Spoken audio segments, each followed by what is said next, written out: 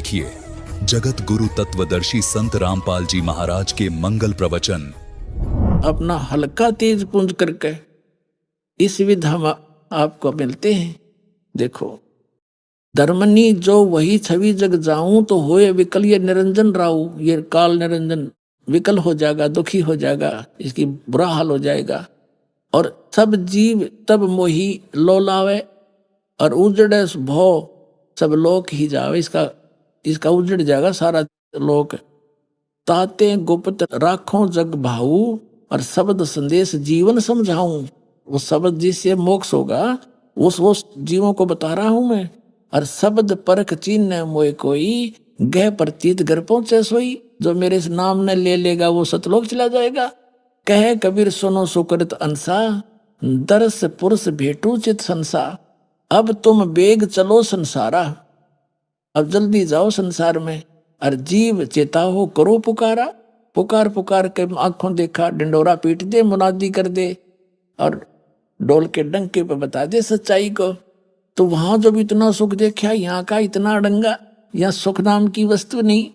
वहां जाकर धर्मदास जी ने हाथ जोड़ लिए और ने बोले, हे परमात्मा मुझे यहीं रख लो, वो तो बहुत गंदा लोक है।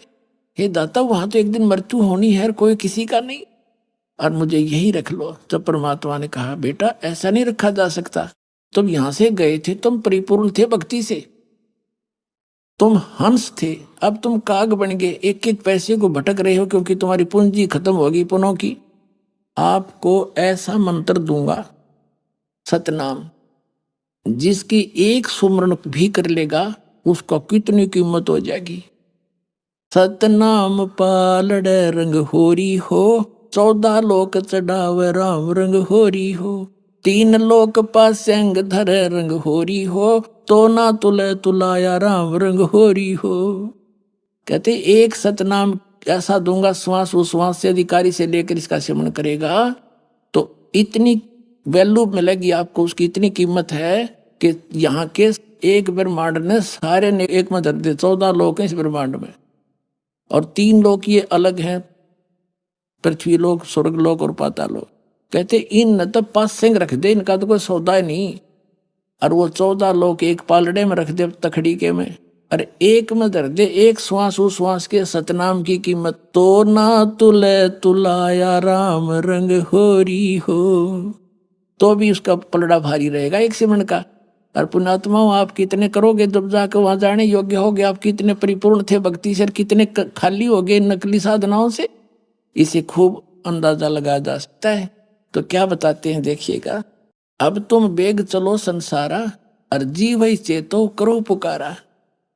धर्मदास जी वचन, हो साहेब अब वहां ना जाही, ए साहेब अब वहां नहीं जाही, ये सुख घर तज कहाँ झुराई। मुझे इसे सुख न छोड़ के कहाँ जाने को कह रही हो। वही यम देश अपर बल काला, नहीं जानो धोमती होए बेहाला।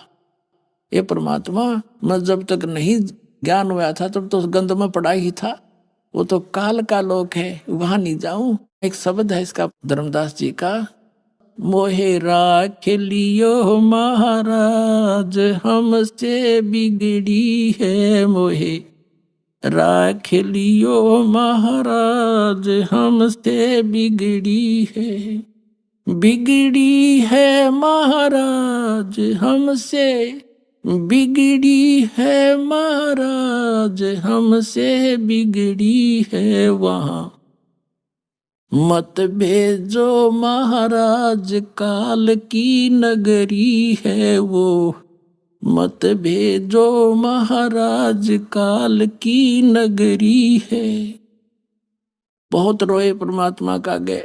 परमात्मा बोले, बेटा नो बात बना नहीं, तेरे भाई बहन फंसे पड़े हैं, तो गवाह बनिए मेरा, और ऐसे नहीं रह सकता, मैं तेरे साथ रहूंगा, पल पल मैं तेरी मदद करूंगा। जब तू सतनाम का जाप करता रहेगा और मेरी मर्यादा में रहेगा, तेरा काल कुछ बिगाड़ नहीं सकेगा। तो पुणात्माओं, और ये नकली क्या बताते हैं, वो है वो सतलोक जहाँ सदा सुखी, वह जाने के बाद तुम झांको भी कोई ना इधर को, और चलो सतलोक लो सतनाम। सतगुरुदेव की जय हो।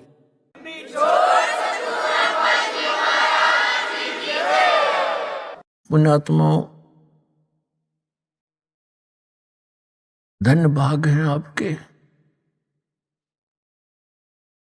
आपको इस समय में मानव शरीर प्राप्त है, नर या नारी का। धन्य है आपके माता पिता जिनसे जन्म हुआ, क्योंकि ये वो प्राइम टाइम है जो परमात्मा ने पूर्व निर्धारित किया था।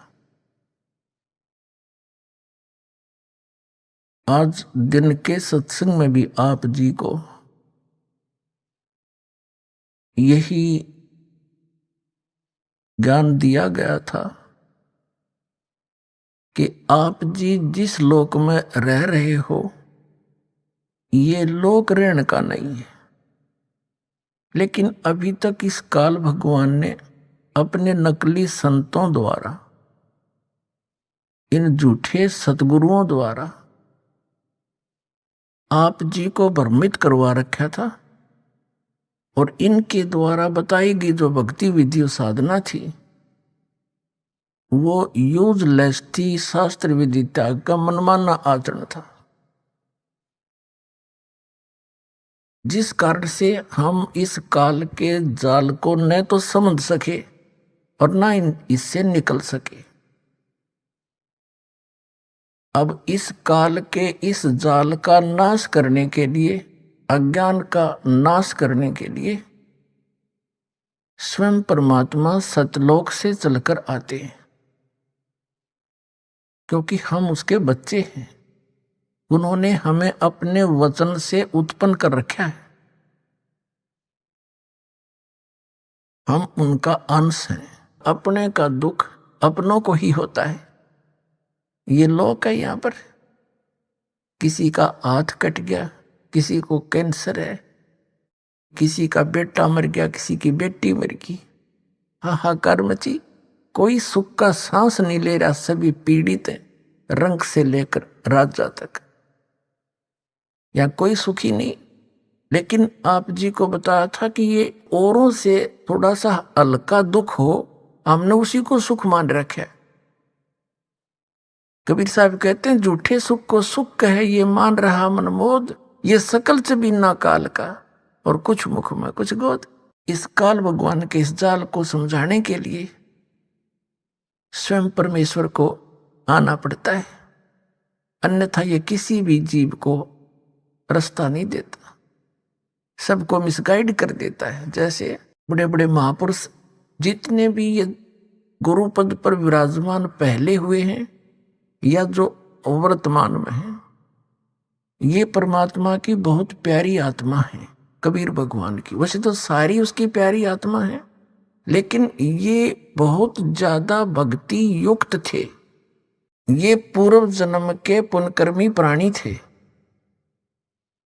और काल उन्हीं को सिलेक्ट करता है जिनके पास अच्छी मोटी गठड़ी और धन की, उन्हीं को ठगता है, लूटता है, फिर इनको प्रभु बना देता है।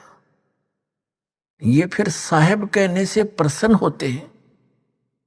जैसे जितने भी ये कबीर पंथ में संत हैं, महंत हैं, इनको साहेब कह दे तो ये फूल जा, और साहेब ना कहे तो ये मुंह से डाले।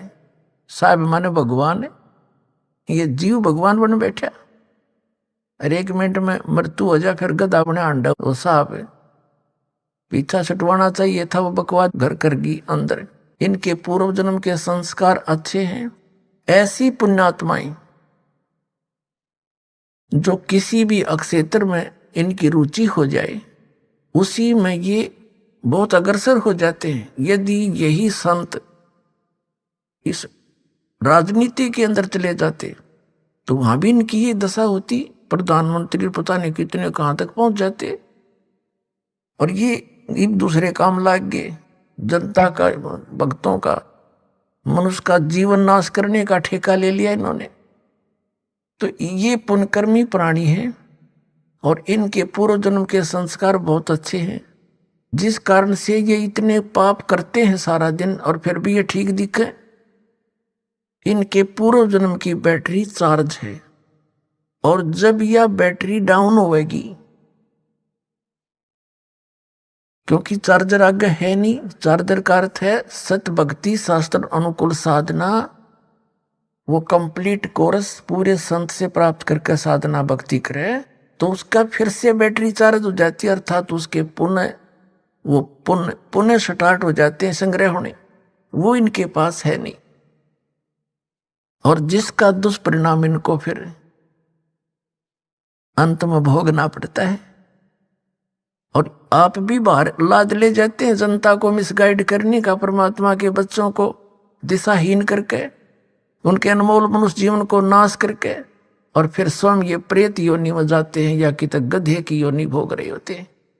ये नकली साहब, ये महंत संत और ये जितने आचार्य और शंकराचार्य और मंडलेश्वर है। तो दास का कहने का तात्पर्य है कि इन संतों ने भी सोचना चाहिए, इन्होंने समझना चाहिए दास क्या कह रहा है। कोई आपका दुश्मन नहीं, आपके हित की बातें कह रहे हैं, प्रमाण दिखा रहा हूं। आप भी उस परमात्मा के बच्चे हो, और जिनको आप गुमराह किए बैठे वो भी परमात्मा के बच्चे हैं। आप दोनों दोषी हो रहे हो मिसगाइड करके उस भगवान के बच्चों को। अगर ये बीच में ये संत महंत ना होते तो पूरा विश्व आ जाता है इस मार्ग को समझकर। जैसे जो ये राधा स्वामी धन धन सतगुरु सच्चा सौदाले, और ये जय गुरुदेव और निरंकारी, ये जितने भी, और ये अन्य जितने सतपाल जी महाराज और ये बाल योगेश्वर के जिसने प्रेम जी महाराज, ये संत, इन्होंने, ये संत तो है नहीं, क्योंकि संत वही जो आध्यात्मिक ज्ञान से परिचित हो, बाकी उस नाम संत रखे वो अलग बात है। अब इनके जो फंस गए वो क्या करते, जैसे मधु परमहंस और ये जितने भी कबीरपंथी संत महंत, अब जैसे दास इनकी जो अनुभूति है, इन्होंने जो सारे जीवन में जो कुछ भी जाना समझा अनुभव किया वो लिख रखा है। अब इस तरह ये खाक बोलेंगे, इन्होंने जो कुछ कहना सुनना था कह दिया, 10-10, 20-20, 100-100 वर्ष से लग रहे हैं ये। अब इनके इतिहास दिखा दिए।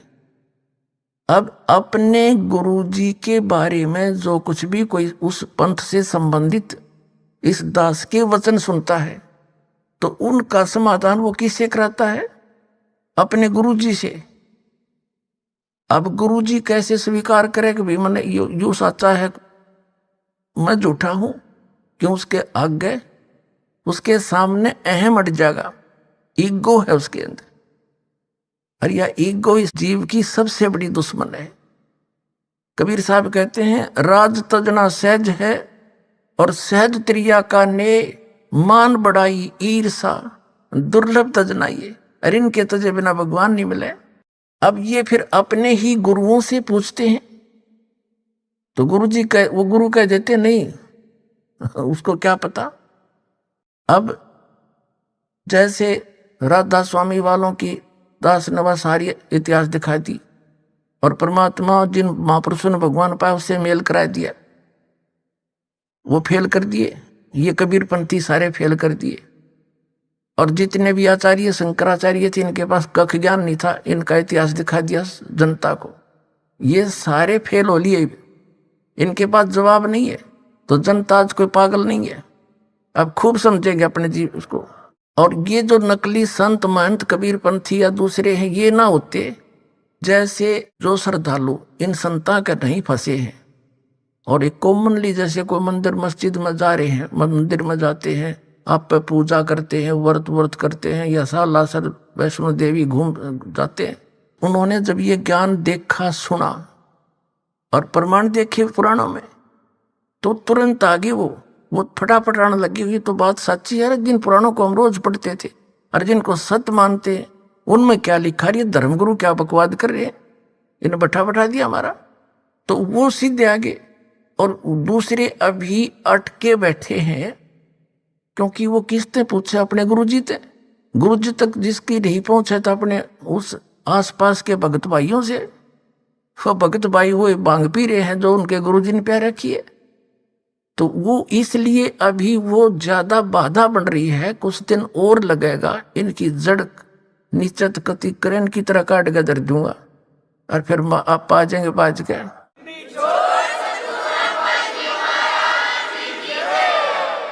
अब ये जितने भी पंथ हैं, ये इनकी जड़ दिखा दी दास ने। जैसे पहले हम छोटे छोटे थे, वर्षा के दिनों में ये पौधे उग जाते थे, आम के पौधे की तरह, नीम का पौधा। तो हम क्या करते थे, उन पौधों को वहां ऐसे बहुत जने बहुत ज्यादा उग जाते थे एक स्थान पर, उनको वहां से निकाल कर मिट्टी से अपने खेतों में दूसरे स्थानों पर लगाने के लिए लेकर चलते थे। और किसी पौधे की मिट्टी हट जाती जड़ों की, तो दूसरे ये कहा करते, तेरे पौधे की जड़ राम ने देख ली, अब यूं ना लगे सूखेगा। तो वो ऐसा ही होता था, क्योंकि ये खेत से दूसरे खेत में जाती तो 1.5 घंटा लग जाता, उस जड़ा मिट्टी थी नहीं, वहां लगाते हो सूख जाता। तो दास ने इनके नो क्या करते, तेरे पौधे की जड़ राम ने देख ली, उगे को। तो दास ने इन सभी पंथों की जड़ दिखा दी राम ताई, अब ये सारे सूखेंगे।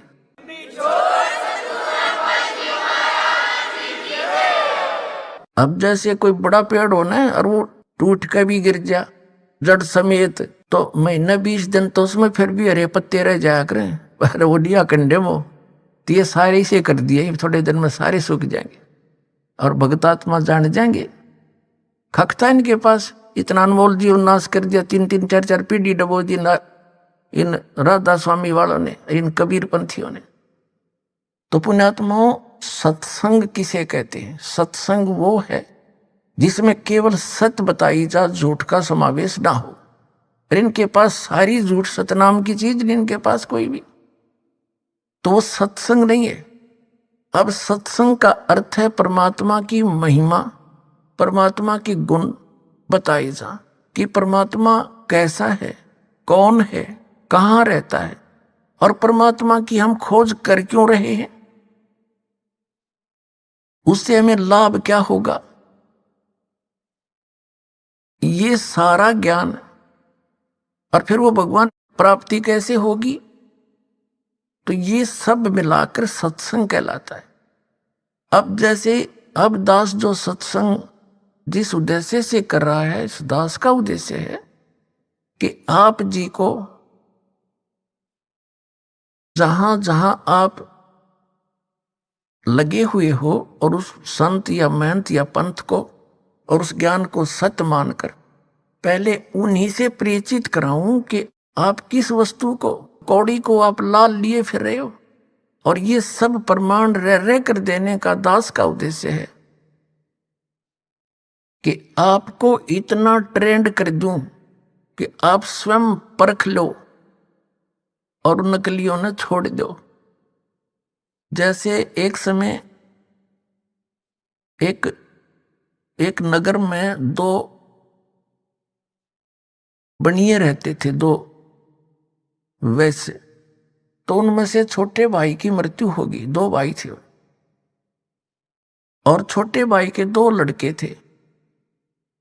जब उसका सारा क्रियाक्रम हो लिया, कुछ दिन के बाद उनकी बच्चों की मां ने कहा कि बेटा अब तुम बालक हो, एक 16 वर्ष का, एक 18 वर्ष का, तुम बिजनेस नहीं कर सकते, आप अपने ताऊ जी के साथ, हमारे यहाँ भाषा में अपने पिताजी के बड़े भाई को ताऊ जी बोलते हैं बच्चे, तो अपने ताऊ जी के साथ बिजनेस में पार्टनरशिप कर लो, और बेटा मेरे पास ये लाल रखे हैं, पैसे तो है नहीं, ये लाल ले जाओ अपने ताऊ जी को दे दो, आवश्यकता पड़े वहां इनका प्रयोग कर ले, गिरवी रख ले, इसके बदले में सामान ले ले। जैसे वो बच्चे दोनों जने अपनी माता जी की सलाह ले के आधार से, राय के आधार से, वो माता जी के पास रखे हुए जो एक पोटली सी में थे लाल, उनको लेकर चले,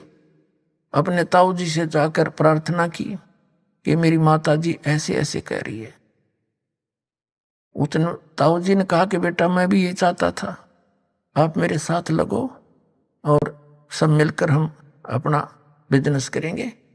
और बच्चों ने कहा कि जी मेरी माँ के पास पैसे तो है नहीं, ये लाल रखे हैं, इनको आप रख लो। अब उस सेठ ने उनको खोला और देखा, वापस ही बांध कर बच्चों को दे दिया कि बेटा इनको रखाओ, तेरी मम्मी को कह देना संभाल कर रखे, और फिर आएंगे ना वापस दूसरे शहरों से, वहां मेरा उधार चलता है, फिर वापस आएंगे ना सामान लेकर के, फिर देख लेंगे जरूरत पड़ी थे। वो बच्चे कहने लगे ठीक है ताऊ जी, जैसे आपकी आज्ञा। अपनी माँ को आकर बता दिया, माँ इन्हें सुरक्षित रख लेना, हम फिर बाहर जा रहे हैं देश दूसरे प्रांतों में, वापस आएंगे तब इसको ले लेंगे। मेरे ताऊ जी ने ऐसा कहा, चले गए। अब उस व्यक्ति ने उन बच्चों को लाल और लालड़ी की परख करानी थी। एक शहर में 50,000 रुपए का सौदा लिया, पहले 50,000, आज के तो 50 लाख के बराबर है। और वहां उस सेठ से कहा कि मैं धर्मशाला में रुका हुआ हूं, वहां से इन बच्चों के हाथ में लाल भेजता हूं, उसको गिरवी रख लेना और हमारा सामान दे देना। दोनों बच्चों को जाते ही सेठ ने धर्मशाला से कहा कि ले बेटा, जहां वो रुके हुए थे, ठहरे थे बिजनेस के लिए, कमरा ले रखा था, कि जाओ पुत्र ये छुपा कर ले जाओ, लाल है, और सेठ को दे आना, वो गिरवी रख लेगा, हमें वो 50,000 का सामान हम ले चलेंगे। दोनों बच्चे गए और उस लाला जी से कहा, लाला जी ये सेठ जी ये लाल है, मेरे ताऊ जी ने भेजा है, इसको रख लो। सेठ ने कहा बैठ जाओ। उस सेठ ने, साहूकार ने एक व्यक्ति बुलाया जो जौहरी था, पारखू था। उसने उसके लगा के अपना जो जंतर मंत्र से वो देखा और बताया कि ये लाल नहीं है, ये तो लालड़ी है। लाल तो 1 लाख रुपए का होता है, उसमें लाख रुपए तो आज के करोड़ों से भी ज्यादा होते थे, और ये तो 200 रुपए की भी नहीं है, ये तो व्यर्थ है, जो तो ठगने के लिए बनाई जाती है। अब उस सेठ ने वो लालड़ी गली में फेंक दी और 6 सुनाई उल्टी सुल्टी उन बच्चों से, तेरे ताऊ जी ऐसे व्यक्ति तो नहीं थे भाई। अब वो धोखा भी देने लग गए हमारे को, मैं क्या उनको मना करूं था, मैंने कौन से लाल मांगे थे, बता। वो अपने आप ही ऐसा कर रहे हैं, ये कैसे, उन्होंने क्या मन में आई उनके, वो तो धोखेबाज हो गए हैं। अब लड़के दोनों उठा के उस लाल को और ताऊ जी के पास आ गए धर्मशाला में। ताऊ जी को पता था इन गेला के बीतेगी, दोनों मुंह लटका रखा, मायूस से होकर खड़े हो गए। ताऊ जी, वो लाला जी तो बहुत निकम आदमी, ऊट पटांग बकवाद करे, अपने लाल ने कहे तो लालड़ी है, उसने बिरानी कौन बुलाया, उसने कह दिया कि यह तो लालड़ी है, लाल तो 1 लाख रुपए का होता है, या 200 रुपए की भी नहीं है। तो सेठ ने, ताऊ जी ने कहा कि बेटा, अरे सचमुच भाई मेरा धोखा लग गया, वो पारखी था बेटा, वो जोरी था, उसने साची बताई है, या लालड़ी है, ले, और ये रखी दूसरी साइड में, देखो हो यूं था बेटा लाल तय। अब उनमें दिन रात का अंतर, जा देखा है और कह के आना मेरे ताऊ जी ऐसे नहीं, उनका धोखा लग गया था। दोनों भाई फिर गए हौसले थे और कहा, ले सेठ जी मेरे ताऊ जी का धोखा लग गया था, देख वो दूसरी जगह रखी थी, चोरों को धोखा देने के लिए कोई लुटेरा आवे तो उसने लेकर भाग जावा, दूसरी जगह लुको रखा था मेरे ताऊ जी ने, इसलिए। उस सेठ ने फिर वही पारखी बुलाया, वो जौहरी, उसने आती अपना मार कर उसके चमटे बिमटे बता दिया, यू हवाई लाल सही, ये है असली लाल। तब उस सेठ ने बच्चों को कहा, देखो ये है वो लाल, उसमें इसमें कितना अंतर था। अब उन बच्चों का इस झटके थे, इतनी गजब की परख होगी लाल और लालड़ी की। अब वो सेठ जी सारा सामान लेकर उधार घर आ गए, साथ में वो बालक दोनों। अब उस सेठ ने कहा, जाओ बेटा अपनी माँ से, उनके ताऊ जी ने कहा, जाओ अपनी मम्मी से वो लाल ले आओ बेटा, और इनको कुछ की तगिर हुए रख के ऋण पे और कुछ लोन ले लेंगे किसी से। कहा ठीक है पिता ताऊ जी। वो गए भागे दौड़े दौड़े, माँ माँ।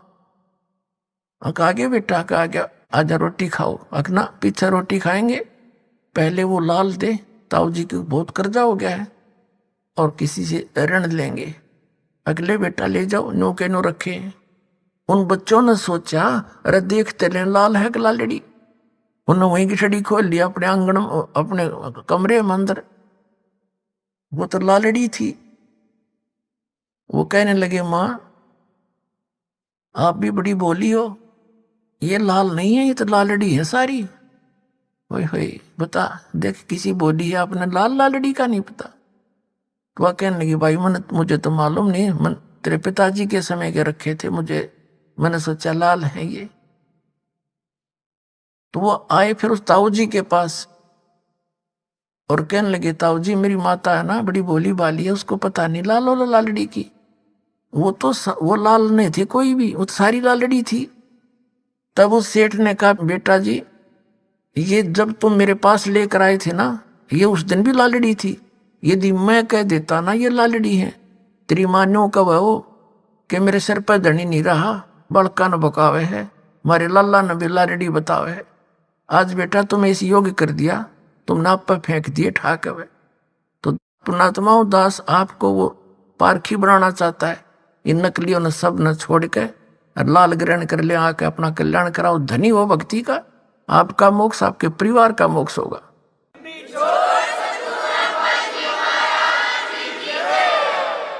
और एक बार ये सभी ये जितने भी नकली पंथ हैं खत्म तो होंगे, क्योंकि परमात्मा का वचन है कबीर साहब का। जब ये सभी पंथ ये होंगे, अभी घना टाइम ना लग गया इसमें, आते इतना इंटेलिजेंट मानव है, इंटरनेट तक बना लिए, सैटेलाइट ला बैठे, जो बिना करण का काम था उसमें लाग गए, परमाणु बना लिए और ऊपर अंडे ग्रह में धक्के खाते।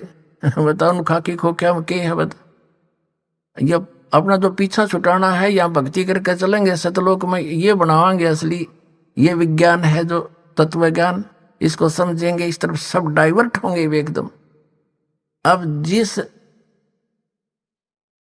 विकास को आज वर्तमान में ये देश सभी कंट्री मान रहे हैं कि जिसके पास आजकल अधिक टेक्निक है वो अवाम उड़ रहा है वो देश साइंस के अंदर। और 2 वर्ष वर्षा ना हुई ना, ये सारी साइंस धरी धराई रह जाएगी। और ये इंटरनेट और ये टीवी अड़ कोई देखनिया नहीं पावे, जहाज खड़े खड़े जरेंगे उन एयरपोर्टों पे, कोई बैठनिया नहीं रहे। जो काम करने का था उसने भूले बैठे, ये बकवादों में लग गए। 1 मिनट में ना जाने के बिजली गिर जा, भूकंप आ जावे, अक्षेत्र का अक्षेत्र नाश हो जावे, फ्लड आ जावे। ऐसे लोग में हम ये बकवाद करने लगे इकट्ठी। तो अब इतना समझदार इंसान है, संकेत समझने वाले बच्चे हो गए, छोटे छोटे बच्चे, और कितना समझदारी से यहाँ आते हैं, सारी आरती तक याद कर रहे हैं छोटे छोटे बच्चे, गर्भ में उनको परमात्मा की भक्ति मिल रही है। तो ये पुण्यकर्मी प्राणी अब परमात्मा यहाँ आपके घरों में प्रकट करेगा। पहले तो दास ऐसी व्यवस्था करेगा, आपने इस माया की जरूरतें नहीं रहेगी। ऐसे ढंग से आपका सिंपल लिविंग स्टेटस बनाया जाएगा। और ये बेमतलब की परंपराएं हमने बना रखी है।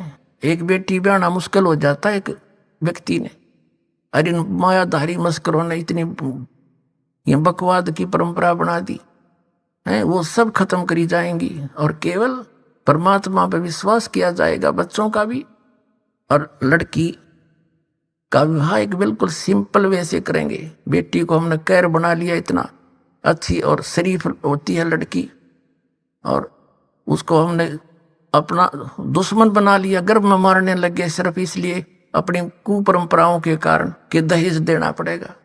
हमने दहेज लेना नहीं देना बिल्कुल नहीं है, केवल एक कन्या देनी होगी, रोटी भी आश्रम में खुआवांगे उन्हें, और ले जा भाई बेटी ब्याह दी, बस अपना कमाओ और तुम्हारे घर पर खाओगी।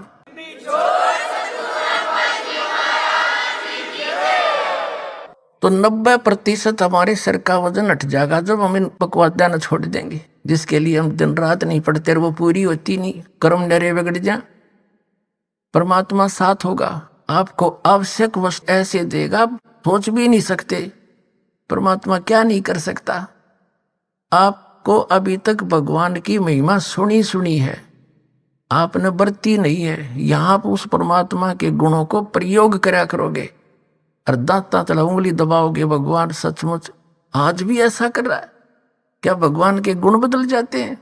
हमें उससे मिलने का जो राहत की विधि है वो नहीं प्राप्त हुई, जिस कारण से हम नास्तिक होते जा रहे हैं, साधना भी करते दुख नु का नु। अभी आपने सुने संत रामपाल जी महाराज के मंगल प्रवचन।